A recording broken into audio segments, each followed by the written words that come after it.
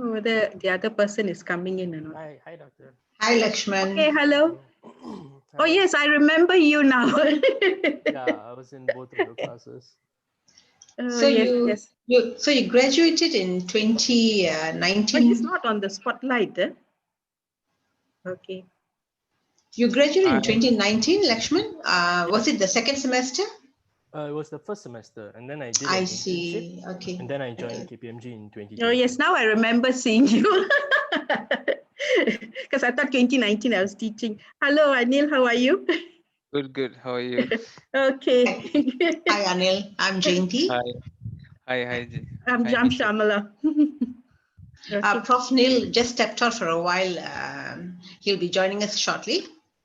Just give him. Okay. Okay, I So never I knew, believe Lakshman, because you of- were an ASEAN scholar. So, what do you call it? So simple in the class. Oh,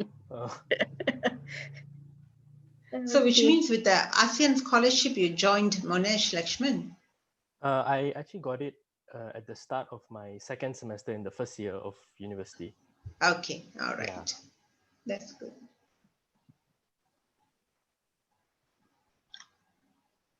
Hi, So you did Lakshman, it- are you in office? No, I'm at home actually. Home, okay. Yes. Y'all are working from home or in the office? Most so- of us, yeah, it's okay, Anil, you can take care of it. PPC. It's okay. Carry on. Well, I mean, from what I know, I think most of us have been advised to work at home if possible and only go into the office if it's really necessary. So for now, I think we're at home. Some of us are in the client's office, but with permission. So yeah. Oh, okay. We have been working from home since the beginning since lockdown, I think. So Since not much March. of a change, lah. A lot of changes. So But classes from are all virtual tomorrow, now? yes, all online. But from tomorrow, you'll be all working from home, is it? I will be still going into office. Uh-huh. Got some urgent stuff to complete. But nevertheless, most of them in the firm will be working from home, lah. Oh, okay. Yeah. Mm. Yeah, ours is all mainly online teaching at the moment. I see. But I Okay. think we are trying to ease the whole thing by next year, first semester. We are trying to go at least partial face-to-face teaching. Okay. So how's the students managing? From They don't physical really classes? like it. They prefer Yeah. face-to-face, actually. Mm. Yeah, better interaction, I believe so. Yes.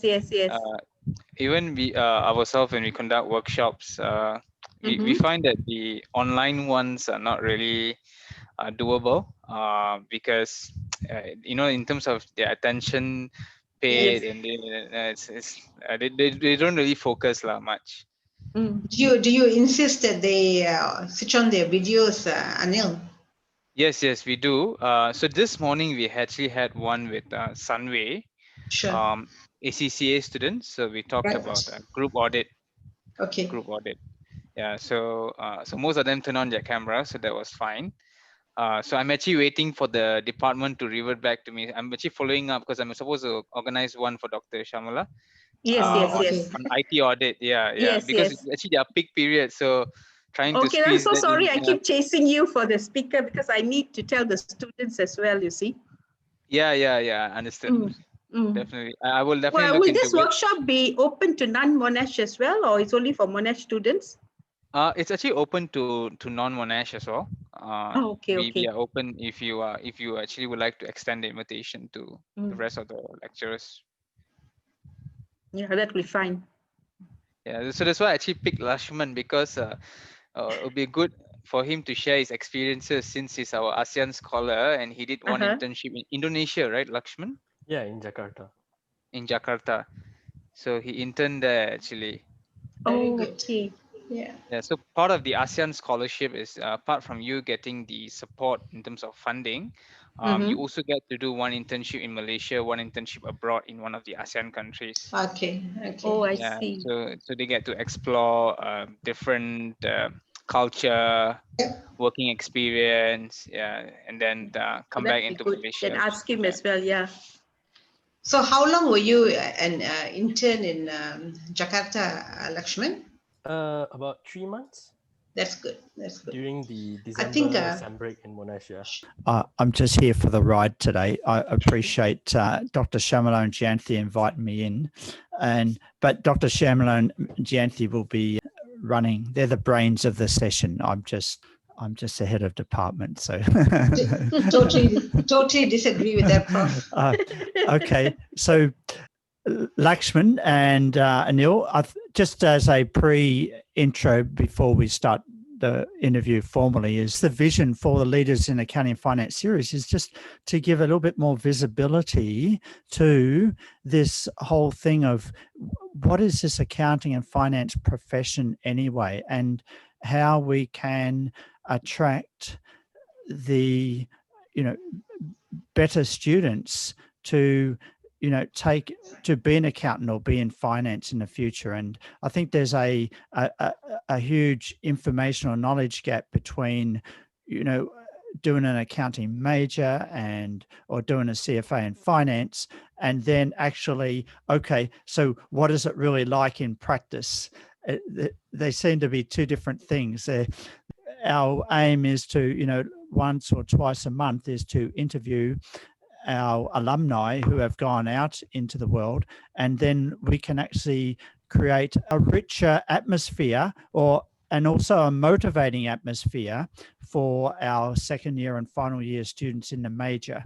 And I think that's the vision that we have in doing this. So really appreciate your given time to help us to interview you, find out more about you. Dr. Shamala and Janthi, we talk a bit about auditing, a bit about financial accounting, but for the most part at the end, I'm sure you'll finish up with ideas about, what advice you can give to our final year students. So all of this, I think, is really, it's adding a lot of value to our accounting program as much as what we are in teaching the individual units. So thank you so much again for joining us again.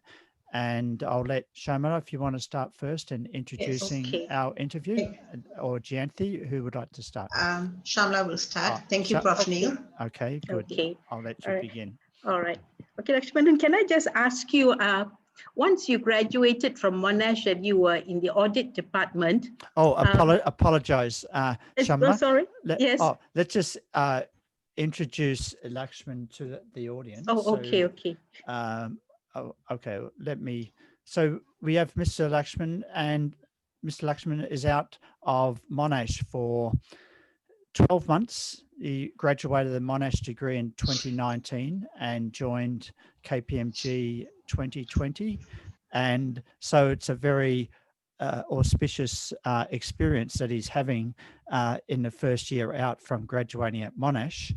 And so at the moment, you have been involved in audit assignments at Kpmg, focusing on financial services, banks, distributors, and manufacturing industries. I'd like to welcome Mr. Lakshman to joining this interview, and I'd like to welcome Dr. Shamala to begin the interview. Thank you.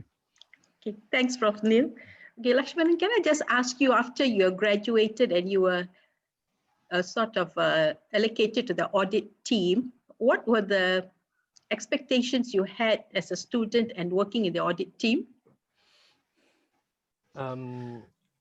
I knew going into it that it was going to be quite challenging, given I have relatives of mine, family members, and friends who are also in the audit line.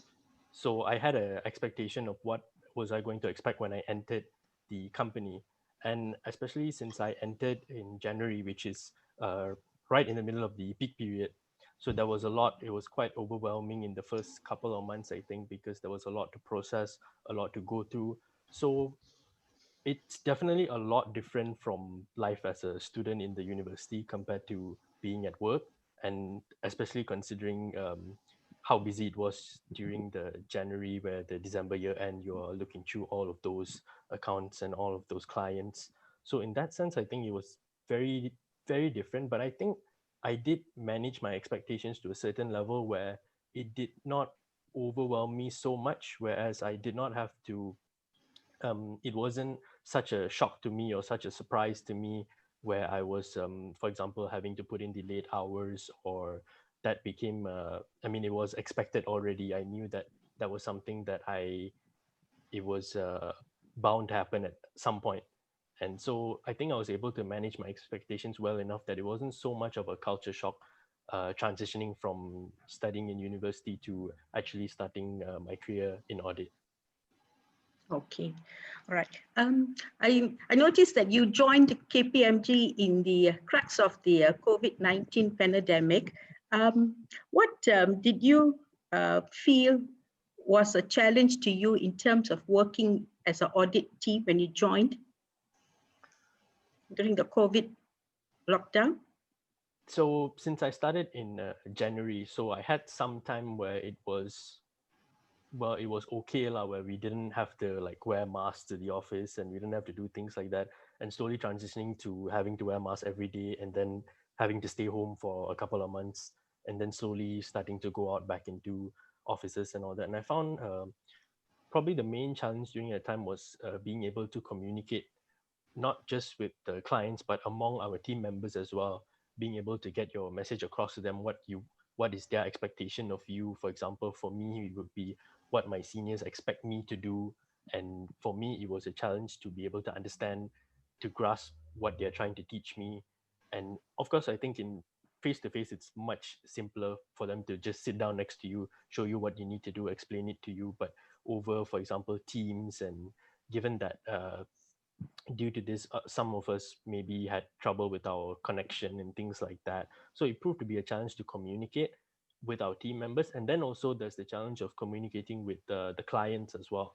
Because for some of the clients, I mean, as auditors, I think we normally expect slightly delayed responses from our clients. On a normal basis, it's expected already.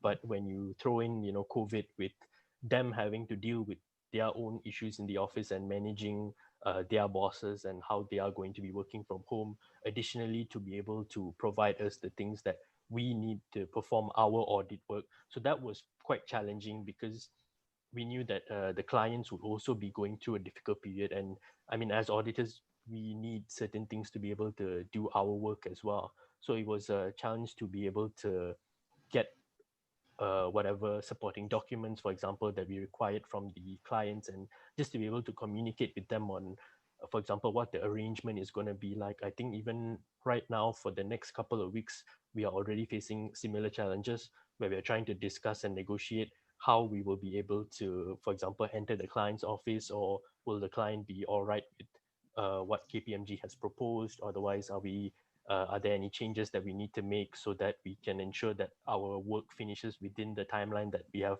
set before this whole lockdown started? Yeah. Okay. Okay, can you tell me, because in your CV, you say that you actually were an internship in Indonesia. Can you tell us about working in an international environment? Working in Indonesia, I think the first thing... Lakshman, sorry, Lakshman, we are recording. Yeah, sure. I think your voice is a bit soft. If you could just speak a bit louder, it'll help. Oh, okay, sure. Let me try increasing my volume. Sorry to interrupt. It's okay. Is it better now? No, it's still soft, I think. If you put the microphone near your voice. Okay, let me try. Is it better now? Yeah, that's much better. Yeah. Yes. That's right. Okay. I'll just keep it like this then. Yes. Okay. Sorry, Dr. Shamla, your question again? Oh, yes. What were the experience challenges you had when you were working in Indonesia in an international environment? I think first and foremost, the challenge was being alone in a foreign country. So that was the main challenge, I think. But then once you get used to it, then of course there's things like the language barrier. For example, in Indonesia, I think most of them still, when they're talking to the clients or even amongst themselves, they use their own national language. They speak in Indonesian amongst themselves, which can be a bit of a challenge, although it is quite similar to Malay, the language, but it's also slightly difficult to understand at certain points, and it can make communication a bit difficult as well. And I also had the added challenge that as an intern in Jakarta, you have certain rules whereby clients don't allow actually international interns to go to the client's office.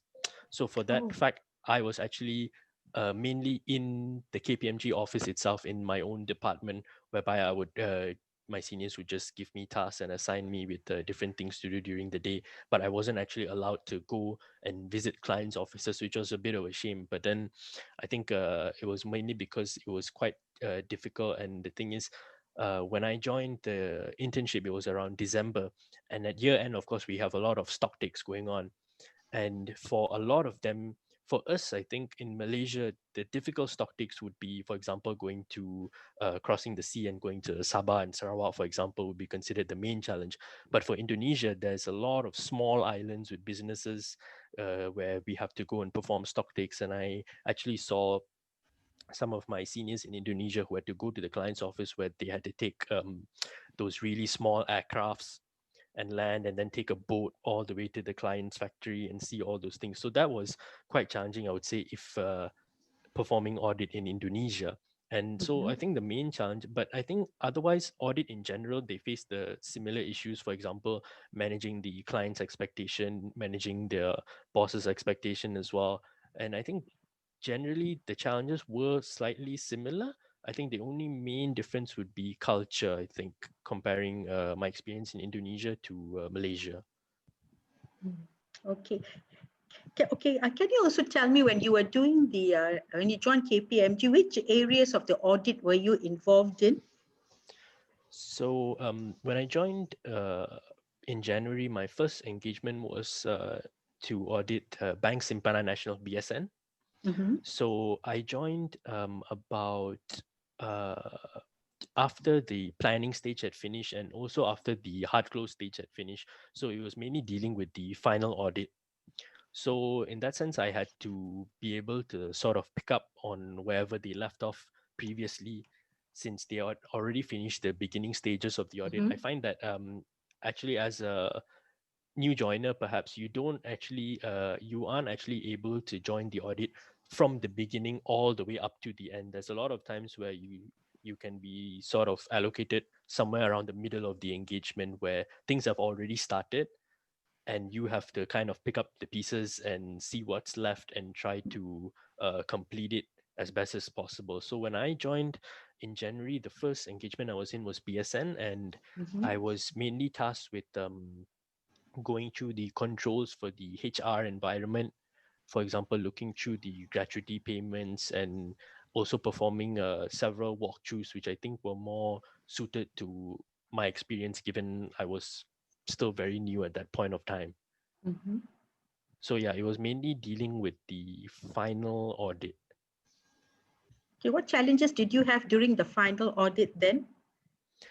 My challenges, I think, mainly were adapting to the working environment and also understanding, for example, first of all, the accounting software that we're using, to be able to navigate it, I think is already one of the challenges that you face when you have just started the job, to be able to know where you can find all the information that you need, to know where you can document all of the information and things like that. Those are, I think, the minor challenges that initially when you are new to the company, you kind of are quite lost in that aspect. And then it was more of understanding the work that we are performing, the working papers, what are the procedures that are involved, and how best to carry out those procedures. I think that was also a bit of a challenge. And then I think it was, after that, I think it was more of just understanding what needs to be done, getting what is the necessary documents from our client, and then just being able to document it down. And obviously once my senior manager and all they review, then they'll have questions based on it, what I can improve on in my documentation to make it more complete and more precise. Then it's more of a challenge of just amending it to make sure that you've covered all aspects, so there's not much that can be raised in question for the work that you've performed. Okay. Do you use sampling in any of your procedures that you undertake, Lakshman? Yes. We use sampling for quite a few procedures, I think. One of the even, for example, for the HR controls, there's a lot of sampling that we use, for example, to determine, for example, gratuity payments that were made to the employees. So there's for example, we take the listing for the entire year, and then we narrow down the samples, and we ensure that the calculation of the gratuity is within our acceptable difference range, and that it's the amount that they're giving out for the gratuity is actually acceptable. So for my first engagement, that was about most of the sampling work that I performed. But then as you go on, there's a lot more sections that require a lot of sampling. And so, yeah, I think sampling is something that we perform very regularly, actually, on a very regular basis. So on what basis do you actually choose the samples then? Our basis is generally we just we use this we have the sampling system MUS. We use that system in which we just compile the listing, make sure that the listing is complete first of all, and then we use the software to generate random samples for us.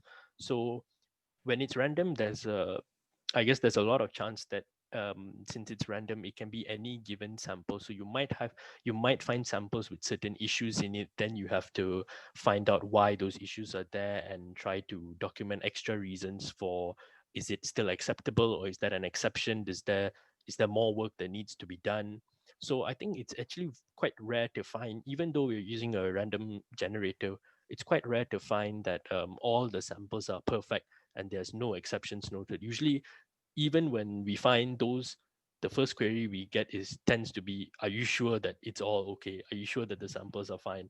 Because generally there always tends to be at least one sample which is slightly exceptional compared to the other samples. So yeah, in my experience so far, normally it's just getting those random samples, requesting them from the client, making sure we have all the samples that we listed down from the sample generator, and making sure that we have documented properly and not missed out on anything for any of the samples. Okay. Can you tell us what was the hardest part of the audit work for you, Lakshmanan? The hardest part of the audit work, I think there's quite a few challenges there. I think one of the difficult parts is being able to manage your time, for sure. I think that's a challenge, especially if you join audit during the peak period, whereby, for example, your seniors may not have much time to be able to guide you through the work that you're supposed to do, and you often tend that you will be just left to try your best to self-learn, for example, from what they've done in the previous year, and try to apply the similar concepts and the knowledge that they've applied to the current year's work, which can be quite challenging if you have not much of an experience in audit previously. And so I think time is quite a big factor involved in it. And of course, given that usually you will tend to end up working late hours as well. So I think that's something that you have to be okay with. For example, when I joined the company, I think there were 6 other people who joined in the same department as me. And within 6 months, currently there's me and another girl who are still left here. So a lot of them found it very difficult to cope with just the work life in general.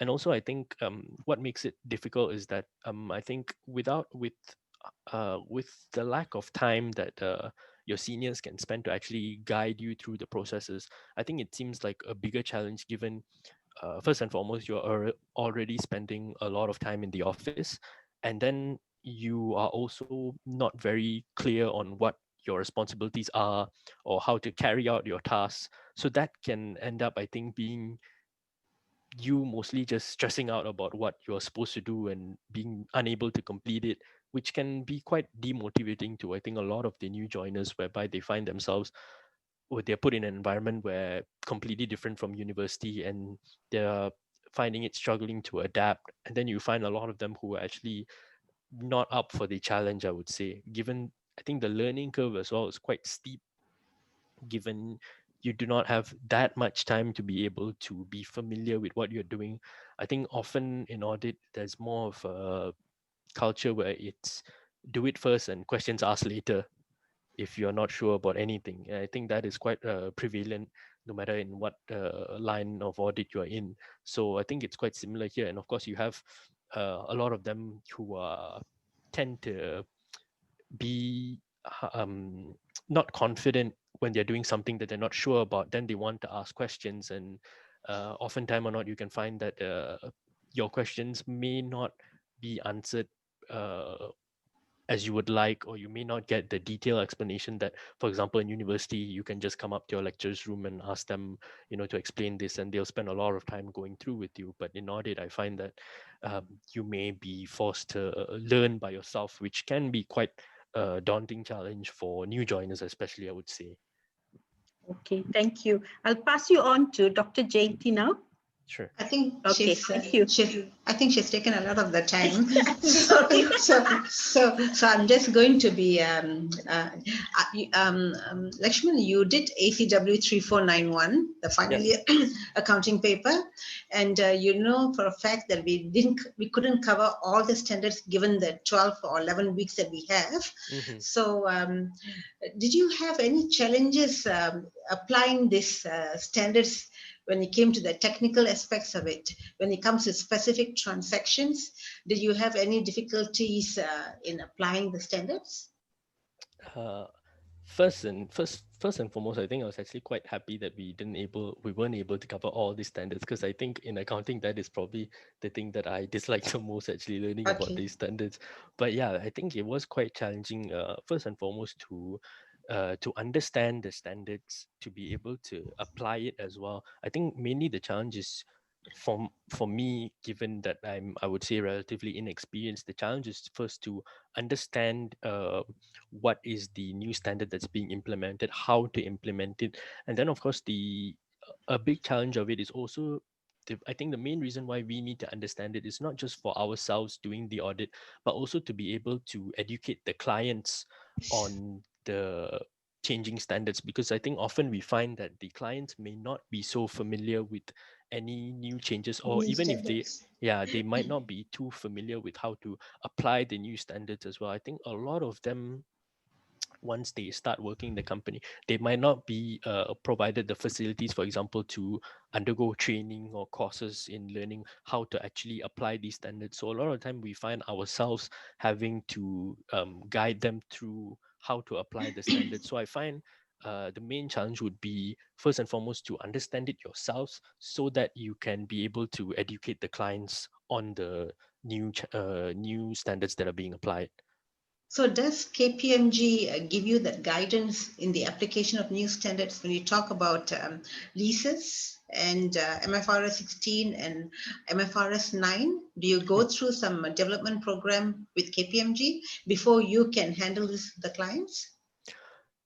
Yes, we have a lot of training programs that are being conducted.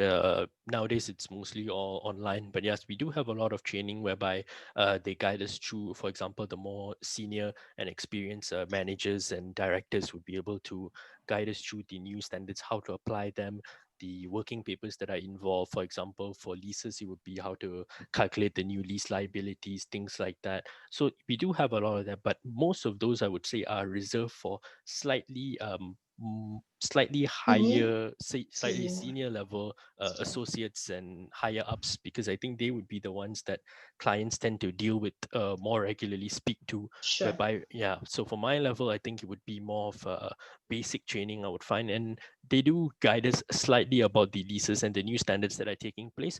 But then our responsibilities, I think, don't fall too much under being able to teach the clients and guide the clients. Yes. But trainings, yes. Yeah. Have you all been advised how to cope with COVID-19 and its impact on some of these leases, some of the standards such as leases, financial instruments? Have you all been advised how to have a little bit of leeway for the clients? Yes, I think we keeping up with all the emails we've been receiving, for example, from KPMG's Department of Professional Practice. So they often update us on what's going on the current economic environment, what are the new things that they have implemented, or what they think clients should know and should perform, so that our audit will be more smooth as well. So for example, one of the things that I have actually handle with the clients is we have a COVID-19 questionnaire whereby we Sure. have listed down all these questions for the client to answer. For example, will COVID impact their business in a significant way? Will there be any effect to their debt or their working capital, for example? Will any of those things will be affected in the short term? So, for example, for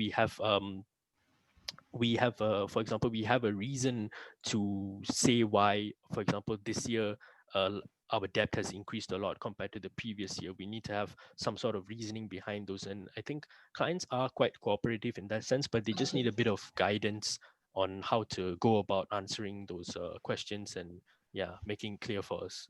Okay. So do you have any short-term or long-term challenges that you foresee for yourself, or do you think that KPMG is preparing you for any of the challenges that's forthcoming?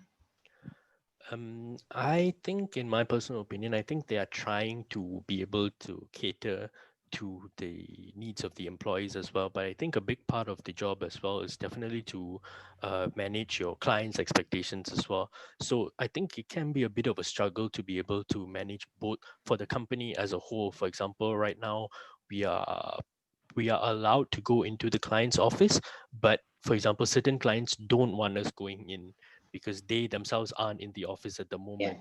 So it can be, I think, a bit of a challenge for them to manage both the client and our expectation. For example, if they tell us employees that we can go in, some of us don't want to go in either, so yeah, I think in that sense, it's a bit of a challenge. I think managing in the short term, I think this situation would be a bit of a challenge to be able to manage it, because most of the time our audit timeline tends to stay the same regardless of whatever situation is going on. So when these kind of things happen, I mean, these factors that we can't control, I think it's a bit more challenging to be able to manage it and to be able to finish our work on time. And especially with the clients, they have their own issues going on, managing their own work from home schedules, their own meetings that have been postponed or delayed, and all these things. And also at the same time, to be able to provide for us is also another challenge. So in the short term, I would say COVID is probably the biggest challenge we are facing. And I think most of us are just hoping that it does not turn into a long-term issue. Yeah, long term. Definitely. Okay, that's good. Just one last question. I am sure as a student, you wouldn't have looked at the accounting handbook, right? But now as a employee in KPMG, do you refer to the accounting handbook, or does KPMG have their own accounting standards manual for you to have a quick reference in case you need for? They do have their own manual whereby there's a lot of these detailed descriptions of all the standards that are being applied, and also Sure. about how KPMG applies those standards and all these things, which are actually provided to all of us. The only concern is that we may not have time to always be able to go and refer to it, but it is always there for us to use whenever we need to. And oftentimes, I think if I'm unsure about anything, my seniors will just point me towards where in the manual that I can find Very the good. answer from. Yeah, so it's always there. It's just that going through it and finding your answer, that's the part that may be quite challenging. But I Sure. think it is all provided for, and it is accessible definitely to all of us actually. Right. So what advice do you have for our students, Lakshmanan? I think my advice would be for those who are seeking to join public accounting firms, the Big Four or any public accounting firm for that matter.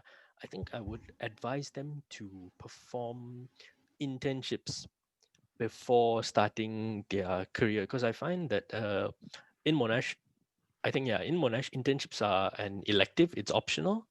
Right. It's not a necessary thing. So I actually Sure. find that in my batch, I think most of my friends or my batchmates did not do internships, and it was just take another subject or take another elective and finish your degree straight. And I found that given that I had gone through two internships actually, so I was able to manage my expectations well, which I think is quite important for students these days, because I find given that of course audit is constantly hiring because our turnover is also pretty high every year. So we find that a lot of the new joiners who join the company, who are quite fresh in the sense that they don't have any working experience, their expectations tend to be very different from what is actually common practice in the company. Sure. You know, for example, a lot of them will be thinking that if it's 8 to 5, it's 8 to 5. Whereas in audit, if it's 8 to 5, it's not necessarily 8 to 5. You know, we tend to have all these extra things and things that we have to complete and things like that. So I find that I wouldn't say that it's wrong for them to have those expectations, but I think that given if they perform an internship, I think they also have a lot of more room to, I think, make mistakes and learn from it, as opposed to when you join the company full time. You have, I think, more of an expectation on you compared to if you're just as an intern, they know you're there to learn. Whereas when you're there as a full-time staff, they expect you to carry out more responsibilities and to be in charge of more things, which I find that could be quite challenging for people who come in without any prior experience working in general. So I would say for students, I would advise them to do internships, to try out at least for 3 months or so to just get a feel. Yeah. Okay, that's good. So internship and placements will be a good prep for them to come out and start their working life. Definitely, yes. Shamla, I'm completed. Okay. Thank you, Lakshmanan, for joining us today in the Leaders in Accounting and Finance series. With a last note, can you give us the students who are going to be graduating from the accounting majors any advice? I think my advice would be, as I mentioned to Dr. Jayanti, to have a reasonable expectation of what you are going to start your career with. Have a good idea in general of how you want to start your career. And I would say that I would say there's no rush, as in with everything that's going on right now, the uncertainty with the world in general. I don't think there's any rush to start your career or to be able to join the workforce as soon as possible. I would say I would advise them to consider all their options and not necessarily to join a big four just because it is a big four firm. You know, I would say a lot of students tend to make that mistake initially. I would advise them to do an internship, and I also advise them to consider all their options before deciding for anything. Because I find that in audit, especially, we have a lot of staff who are very young, who start work at the age of 20, 21, which I find a bit too young, honestly. So yes, I think that they should definitely consider all their options and not rush into anything immediately. Okay, thank you very much. Thank you. Thank you very much, Lakshman. Okay, thank you. Thanks, Doctor. Okay, bye. Bye-bye. Bye. Thank you, Anil.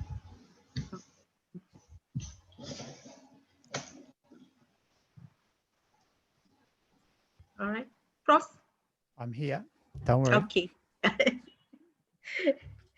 That was very good. Uh-huh. Well, you two are so efficient now. No, that's excellent. And another perspective and new ideas. So it's nice.